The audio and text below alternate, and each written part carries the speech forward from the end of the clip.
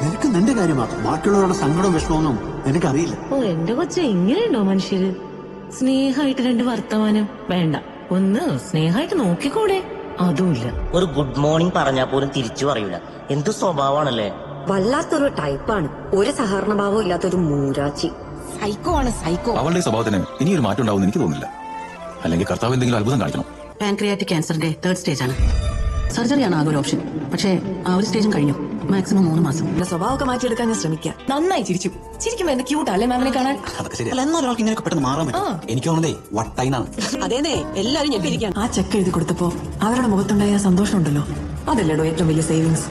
Doctors, mental health is abnormal. ഇത് നിങ്ങൾക്കൊന്ന് അറിയിച്ചൂടെ? ഞങ്ങൾ കോൺടാക്ട് ചെയ്തായിരുന്നു. വിളിച്ചു കിട്ടാഞ്ഞിട്ട് രജിസ്റ്റർ ലെറ്റർ അയച്ചു. തിരിച്ചു തരണമെന്ന് ആര് പറഞ്ഞു? എന്റെ സേവിങ്സ്, എന്റെ സമയം, എന്റെ ഹെൽത്ത്, എന്റെ കാശ്. I will show you.